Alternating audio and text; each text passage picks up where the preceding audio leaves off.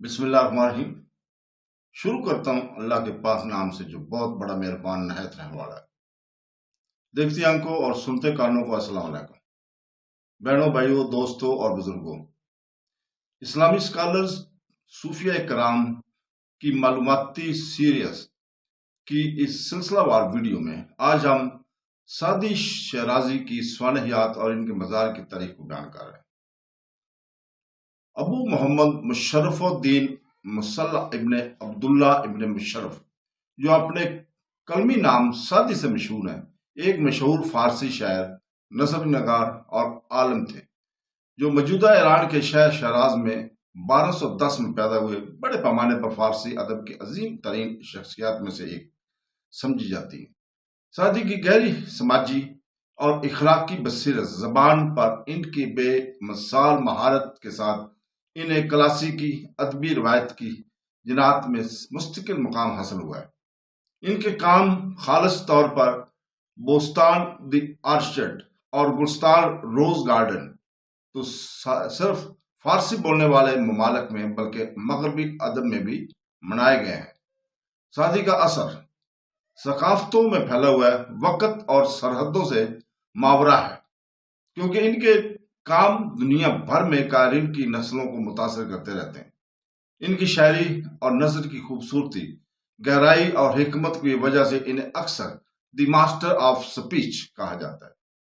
Saadi کی ابتدائی زندگی اور تعلیم کو ان کے آبائی شہر شیراز نے تشکیل دیا، جو قرون وسطی کے دور میں ثقافتی اور فکری سرگرمیوں کا مرکز تھا۔ یہ خیال کیا جاتا ہے کہ وہ ایک پڑھے لکھے گھرانے سے تعلق رکھتے تھے اور ان کے ابتدائی سال ادب، اسلامی عظموں اور فلسفے کی سخت تعلیم کے ذریعے نشان زد تھے۔ شیراز کے فکری ماحول نے ان کی ادبی صلاحیتوں کو تشکیل میں اہم کردار ادا کیا۔ خیال کیا جاتا ہے کہ انہوں نے بغداد کے نامور مدرسہ نظامیہ میں تعلیم حاصل کی تھی، جہاں انہوں نے کلاسیکی اسلامی فلسفہ، تصوف اور ادب کی گہرائی تک رسائی حاصل کی۔ ان مختلف فکری روایت سے سعدی کی نمائش ان کی تحریر کے بھرپوریت سے ظاہر ہوتی ہے، جو فارسی شاعری کی شکلوں کو گہرے فلسفیانہ اور اخلاقی مظاہر کے ساتھ ملاتی ہے۔ سعدی کی زندگی بھی سفر کے ذریعے نشان زد تھی، جس نے ان کے عالمی نظریہ کی تشکیل میں اہم کردار ادا کیا۔ اپنی جوانی کے دوران انہوں نے بڑے پیمانے پر سفر کیا، اسلامی دنیا کے بڑے فکری اور مراکز جیسے بغداد، دمشق اور کیرا کا دورہ کیا، اور یہاں تک کہ ہندوستان اور وسطی ایشیا کا سفر بھی کیا۔ کہا جاتا ہے کہ سعدی کا سفر اسے دور دراز علاقوں تک لے گیا جہاں انہوں نے غربت سے لے کر سماجی ناانصافی تک زندگی کی تلخ حقیقتوں کا مشاہدہ کیا، جو بعد میں ان کے کاموں کو متاثر کرے گی۔ مختلف حکمرانوں کی عدالتوں میں گزارے گئے ان کے وقت کے ساتھ ساتھ ایک قیدی کے طور پر بھی ان کے تجربات نے اسے انسانی حالت کے بارے میں خود آگاہی فراہم کی، جسے انہوں نے مہارت سے اپنی تحریروں میں قید کیا۔ سعدی کی زندگی کی اہم لمحات میں سے ایک شام کے سفر کا دوران صلیبیوں کے ہاتھوں ان کی گرفتاری تھی۔ سعدی رہائی سے قبل کئی سال تک قید میں رہے۔ اسیری کے اس تجربے نے انسانی مصائب اور ہمدردی کے بارے میں ان کی سمجھ پر گہرا اثر ڈالا، اور ان کے کام غریبوں، پسماندوں اور مظلوموں کے لیے ہمدردی کی عکاسی کرتے ہیں۔ عام طور پر لوگوں کی جدوجہد کی ہمدردی کرنے کی ان کی صلاحیت اور اخلاقی سالمیت سے وابستگی ان کی پوری شاعری اور نثر میں یہاں ہے، جس میں اکثر ایسی کہانیاں اور تمثیلیں ملتی ہیں جو آسان، انصاف اور تقوی کی وکالت کرتی ہیں۔ سعدی کی ادبی میراث بنیادی طور پر ان کی دو شاہکار تصانیف بوستان اور گلستان سے بیان کی گئی ہے۔ بوستان، جو کہ 1257 میں لکھی گئی نظموں کا ایک مجموعہ ہے، جو اخلاقیات، انصاف اور اخلاقی طرز عمل کا اہمیت کے موضوع کو تلاش کرتی ہے۔ یہ کام شاعری والے دوہے پر مشتمل ہے اور زندگی کی قیمتی اسباق پیش کرتی ہے، جس میں بادشاہت کی خوبیاں، ضبط و نفس کی اہمیت اور معاشرے میں صوفی کردار جیسے موضوعات کا احاطہ کیا گیا ہے۔ بوستان کا ایک ایسا کام ہے جو فلسفیانہ حکمت اور عملی رہنمائی دونوں کے یکجا کرتا ہے، نیک کردار کی بیاری اور روحانی روشن خیالی کے حصول پر زور دیتا ہے۔ یہ فارسی ادب میں ایک لازمی متن بنی ہوئی ہے۔ اور ان کی بصیرت انگیزی اخلاقی تعلیمات کی وجہ سے ان کا مطالعہ اور تعریف کی جاتی ہے۔ انہوں کے برعکس 1258 میں نثر میں لکھی گئی گلستان ایک زیادہ متنوع اور انتخابی تصنیف ہے۔ یہ مختصر کہانیوں اور آیات کا مجموعہ ہے جو اخلاقیات، انسانی مہربانی اور سماجی انصاف کی اہمیت کو واضح کرتی ہے۔ ساتھ ہی اپنے قارئین کو معاشرے کے لیے اندر ہم آہنگی سے رہنے کے بارے میں قیمتی سبق سکھانے کے لیے مزاح، عقل اور کہانی کا استعمال کرتی ہے۔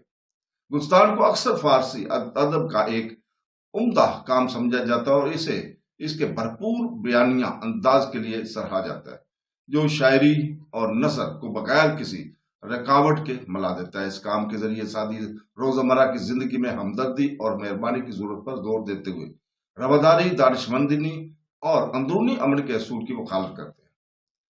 سادی کی شاعری بھی تصوف سے گہرا متاثر ہے اور ان کی تخلیقات اکثر انسانی روح اور الہی کے درمیان صوفیانہ تعلق کو تلاش کرتی ہیں۔ ان کا ماننا ہے کہ حقیقی علم اور حکمت روحانی بصیرت سے ملتی ہے۔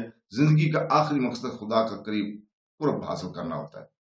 تاہم تصوف کے بارے میں سادی کا نقطہ نظر گہرا عملی ہے اور وہ معاشرے کے اندر افراد کی اخلاقی اور ذمہ داریوں کو نبھانے سے پیچھے نہیں ہٹتے۔ اندرونی روحانیت اور بیرونی رویے دونوں پر ان کی توجہ اس کے ایک مفکر کے طور پر الگ کرتی ہے، جو روزمرہ کی زندگی میں صوفیانہ حکمت کے انضمام کی قدر کرتا ہے۔ سادی کا انتقال 1291 یا 1292 میں ہوا، لیکن ان کا اثر ان کے انتقال کے بعد ہی بڑھتا چلا گیا۔ ان کے کاموں کا متعدد زبانوں میں ترجمہ کیا گیا اور ان کی اخلاقی اور فلسفیانہ بصیرت کے لیے بہت زیادہ احترام کیا جاتا ہے۔ سادی کی میراث نہ صرف فارسی ادب بلکہ اسلامی فکر کی وسیع روایت کو بھی تشکیل دے رہی ہے۔ اخلاقیات، سماجی انصاف اور انسانی مہربانی کی اہمیت پر ان کی تعلیمات دنیا بھر کے قائرین کی نسلوں کے ساتھ گونجتی رہی ہے۔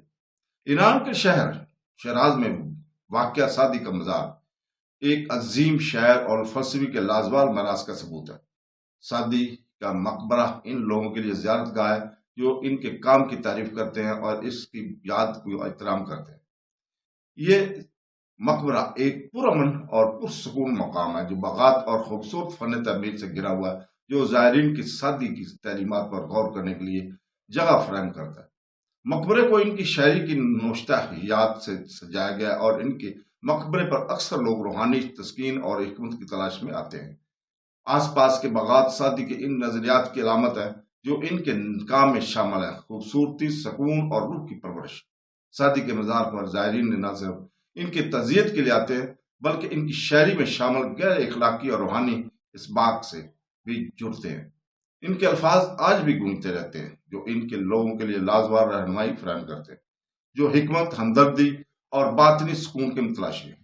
شیراز کے سادی ایک ماہر شاعر اور فلسفی تھے جن کی تخلیقات نے فارسی ادب اور اسلامی فکر پر گہرے اور دیر پا اثرات مرتب کیے ہیں۔ ان کی تخلیقات خاص طور پر بوستان اور گلستان فارسی ادب روایتی میں مرکزی حیثیت رکھتی ہیں اور ان کی اخلاقی تعلیمات دنیا بھر کے قارئین کو متاثر کرتی ہیں۔ اخلاقیات، سماجی انصاف اور روحانی خوبیوں کی ابیاری پر سادی کے زور نے انہیں کلاسیکی ادبی روایت کی سب سے مشہور شخصیات میں سے ایک بنا دیا ہے۔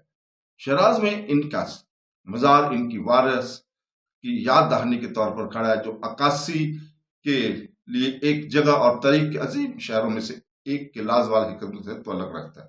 تو دوستو، اس کے ساتھ ہی ہم اجازت چاہتے ہیں کل تک کے لیے، اور کل ہم انشاءاللہ تعالی نئی قسط میں نئے صوفی کو روشناس کرائیں گے اور ان کی اپنا اس کو بیان کیے گے۔ اللہ حافظ۔